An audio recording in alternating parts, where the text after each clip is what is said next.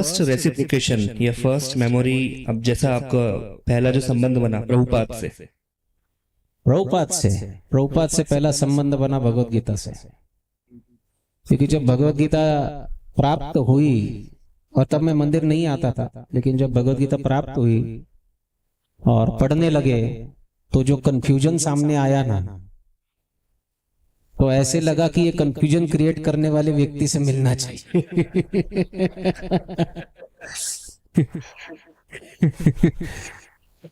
तो श्रील प्रभुपाद अपने तात्पर्यों से संपूर्ण जगत को अपनी तरफ खींच रहे हैं, वैसे उन्होंने मुझे भी खींचा। वैसे तो पर्सनल इंटरेक्शन होने का तो कोई प्रश्न ही नहीं। प्रभुपाद जी अंतर्धान हुए 1978 में, और हम बहुत लेट आए वैसे भक्ति में, तब तो हमारा जन्म भी नहीं हुआ था जब ये अंतर्धान हुए। तो इसलिए पर्सनल इंटरेक्शन तो नहीं, लेकिन आज भी पर्सनली प्रभुपाद हमारे साथ ही है और हर रोज उनसे इंटरेक्शन होता है। लेकिन प्रथम इंटरेक्शन जो था वो उनके गीता के तात्पर्यों से था। और प्रभु जी आपका first interaction with Shri Radha Kunj Bihari? Radha Kunj Bihari first interaction ऐसा था कि मैंने मेरे माता पिता को जन्माष्टमी के दिन बाहर छोड़कर पार्टी मनाने चला गया था। That was my first interaction. आप पार्टी करते थे? पार्टी हमको करती थी, अब क्या बता। वही बात होगी, हम भोग को नहीं भोगते, भोग हमें भोग लेते हैं। मेरा पहला इंटरेक्शन था कि मैंने उनका तिरस्कार करके, उल्लंघन करके, जन्माष्टमी के दिन जहां उनका आकर दर्शन करना चाहिए था, मैं गेट से लौट गया था, और वो भी बहुत हड़बड़ी में आकर मेरे माता पिता को केवल यहाँ पर ड्रॉप किया और चला गया। That was my first interaction.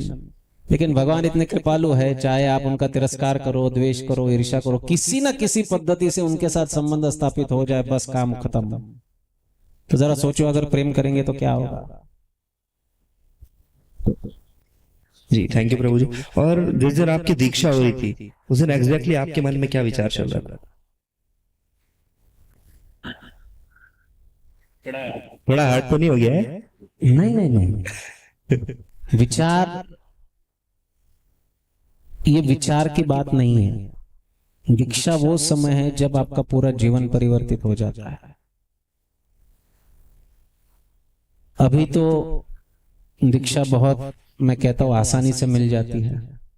वो समय दीक्षा लेना भी इतना आसान नहीं हुआ करता था, और जितने प्रयासों के बाद गुरु महाराज के श्री चरणों को प्राप्त किया था, वो प्रयासों के बाद जब महाराज, क्योंकि पहले दिन तक ये तय नहीं था कि दीक्षा होगी कि नहीं होगी, लेकिन फिर श्रीमान राधेश्याम प्रभु जी की कृपा हुई और उन्होंने हमारी दीक्षा सैंक्शन की। गुरु महाराज ने हमको दीक्षा दी। उसके बाद पूरा जीवन परिवर्तित हो जाता है। तो दीक्षा के समय बस दीक्षा काले शिष्य करे आत्मसमर्पण, वो भाव मन में लाने की कोशिश कर रहे थे, लेकिन आत्मसमर्पण कुछ हो नहीं पा रहा था। आत्मसमर्पण तभी हो सकता है जब सदगुरु की कृपा हम पर हो। तो मुझे आज भी याद है, जिस दिन मेरी दीक्षा हुई थी, उसी दिन दोपहर को मुझे महाराज श्री के चरण संवाहन करने की सेवा मिली थी। इसलिए वो दिवस मेरे लिए बहुत स्पेशल है। First time when I serve the lotus feet of my spiritual master was my initiation day. प्रभु जी एक और प्रश्न, मुझे प्लीज डांटना मत इसके बाद। क्या आपको कभी डांट पड़ी है गुरु महाराज से? अरे ये तो किसी भी शिष्य का सद्भाग्य है कि गुरु उसको डांटे।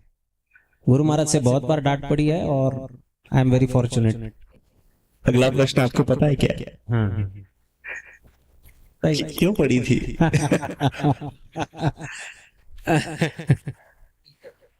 क्यों पड़ी थी? नादान शिष्य होता है तो गुरु डांटते हैं किसी भी बात पर। ये एक मेरा फॉर्चून रहा कि महाराज श्री के साथ बड़ा क्लोज एसोसिएशन, जब भी महाराज श्री पुणे आते हैं तो एसोसिएशन मिला, और जो भी महाराज के पर्सनल सर्वेंट्स हैं उनके लिए ये सद्भाग्य की बात होती है कि महाराज उन्हें एक अपने स्वयं के पुत्र के समान उनसे उनकी केयर भी करते हैं, उनको करेक्ट भी करते हैं, उनको डांटते भी है, उनको फटकारते भी है, और समय समय पर उनको बहुत ज्यादा ग्लोरीफाई और अप्रिशिएट भी करता है, जो कि हम शर्म से पूरे पानी पानी हो जाते हैं, इतने तक वो अप्रिशिएशन करता है। तो ये सब इंटरेक्शन हमारे गुरु महाराज से हमारा हुआ, और यही जो अलग अलग प्रकार के मेमोरीज है वो हमारे भक्ति में हमको आगे बढ़ाते हैं। दैट इज, अब क्यों पढ़ी क्या पढ़ी ये तो उसके कारण बहुत है, लेकिन ठीक है, पढ़िए। थोड़ा टफ क्वेश्चन था, प्रभु जी ने स्किप कर दिया। मूवमेंट, मुझे विश्वास नहीं हो सकता अपनी बुद्धि से कि इतना छोटा सा मूवमेंट भी कैसे हमारी भक्ति को इतना आगे ले जा सकता है, जबकि उसमें कुछ ज्ञान नहीं है। यही शुद्ध वैष्णव के संग का परिणाम होता है। वो बस जो चैतन्य चरितामृत कहता है ना, लव मात्र साधु संग सर्व सिद्धि हो, बस यही है, इसी से सब कुछ होता है। लोगों को विश्वास नहीं बैठता कि ये क्या बात कर रहे हैं, is it a fantasy? No, but this is the thing. ये जो कृपा और करुणा जो प्रवाहित होती है वो बस एक क्षण से ही होती है। Very much.